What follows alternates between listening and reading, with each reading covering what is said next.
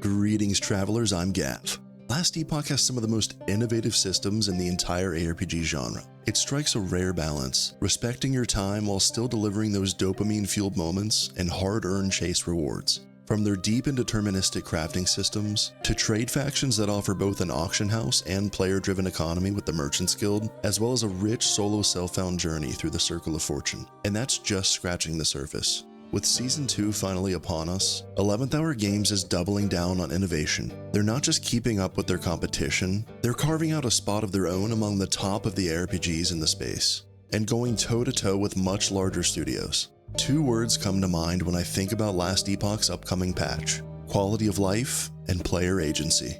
Let's take a look at how Season 2, Tombs of the Erased, is elevating both to the next level.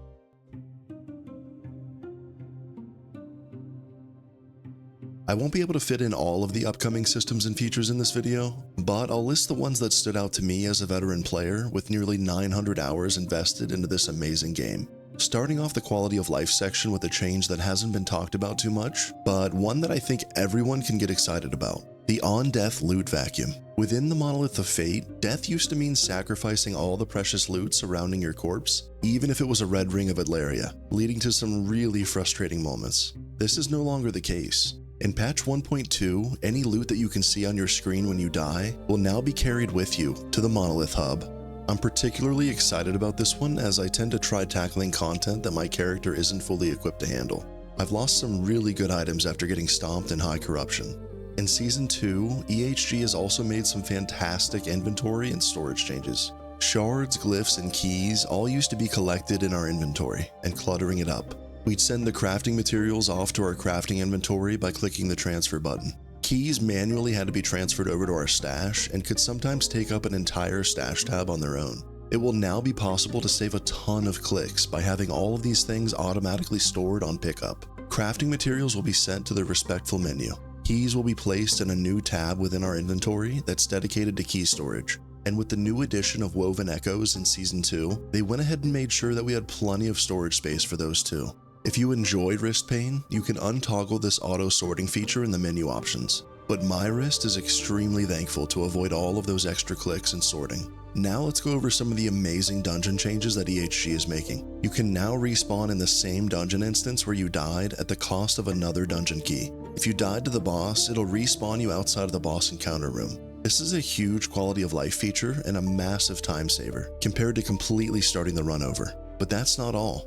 We talked about the new key storage tab in our inventory that allows keys to be auto-stored and also stacked. In Tombs of the Erased, we'll also now have access to new dungeon key charms, which will be stored alongside your other keys. The first charm being introduced is called the Scale Charm, which adds a lot more loot lizards to your dungeon instance, and these little guys are packed with loot. The second is a portal charm that'll allow the player to skip directly to the dungeon boss. This will be amazing when you're just farming the boss specific loot or trying to use the Eternity Cache. And on the subject of the Eternity Cache, have you ever been in the situation of finally receiving a 1 or 2 LP unique that you needed? You take it to the Temporal Sanctum and pray that you hit at least one mod that you need when converting it to a legendary item, only to be disappointed by the outcome.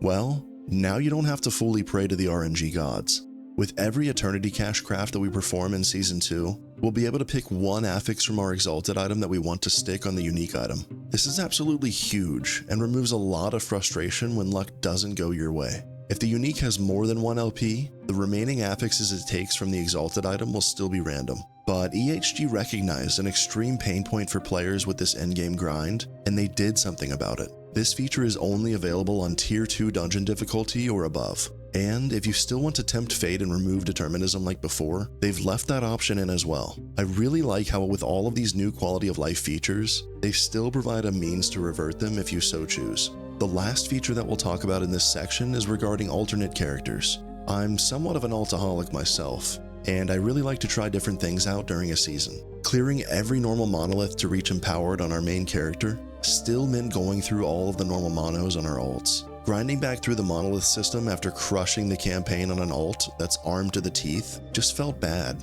In Season 2, we'll now have all normal monoliths unlocked if we've cleared them on our main character. Clearing a single level 90 monolith once our alts are ready will unlock empowered monos and the true endgame grind begins anew.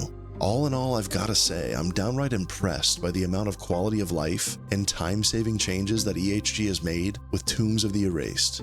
Quality of life is great, but the freedom of choice in playing the game how you want to play it is something else entirely. Let's go over a few major new features coming in patch 1.2 that will allow you to truly shape your gameplay experience.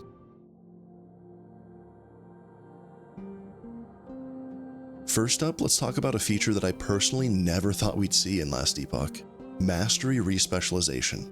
Mike, Judd, and others within EHG were very harshly against allowing us to respec our masteries for years now. They wanted this choice above all else to matter to our character's identity. Despite players' pleas for this system to be implemented, this was a hill that they seemed willing to die on. In Season 2, they surprised all of us veterans with this change. You can now change your ascendancy choice with Gaspar for a gold fee at any point in your adventures through Atera. The gold cost will raise with each level and each point that you gain on your current mastery, but it seemed pretty reasonable overall. You won't have to grind a ton if you do want to change your mastery.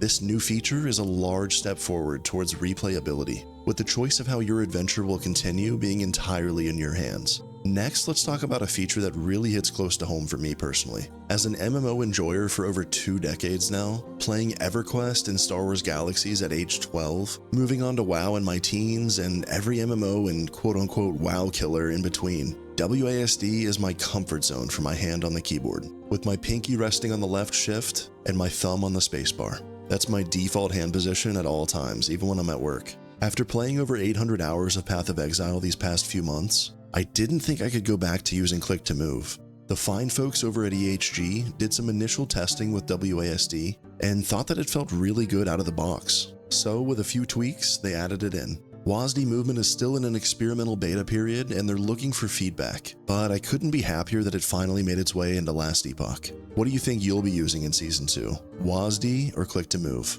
The Weaver has brought forth some really powerful gifts for us travelers. At the end of certain woven echoes as well as tombs and cemeteries, we'll have several new crafting tables to interact with.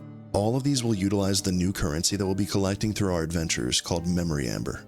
Set crafting is being introduced, which allows us to break down set items into shards that we can then craft onto rare or exalted items as long as they match the set piece item slot, so body armor to body armor and so on. This opens up so many build options and I'm really excited to see what people do with this.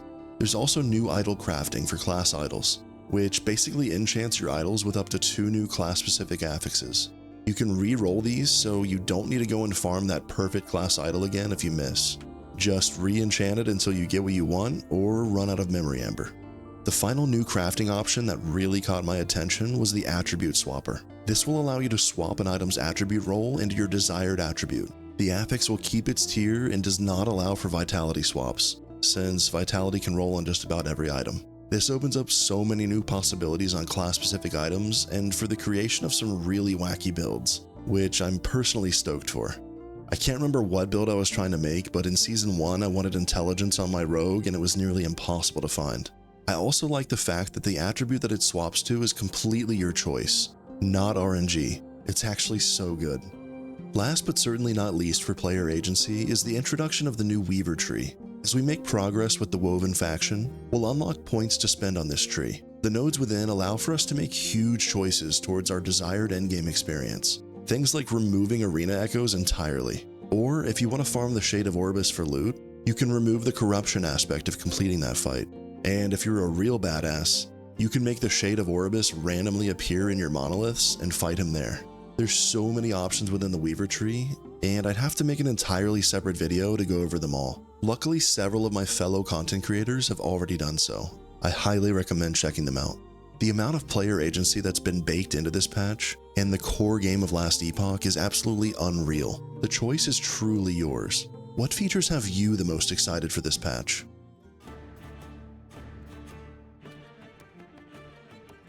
If you're looking for a game that's no nonsense and wouldn't dream of intentionally wasting your time, look no further than Last Epoch. 11th Hour Games has really shown that the #1 design philosophy for them is fun. They've gone the extra mile in Season 2 to eliminate a lot of pain points and put choices in the hands of players, all while still maintaining a fantastic ARPG structure, and all the dopamine and sense of reward that comes with the grind. I couldn't be more excited to hop in and play on the 17th. And if you made it this far into the video, I'd love to hear from you down in the comments on what build that you're planning to start in Tombs of the Erased. Like the video if you liked it, subscribe to my channel for more Last Epoch and ARPG content, and I'll see you all in Atera very soon. Farewell, travelers.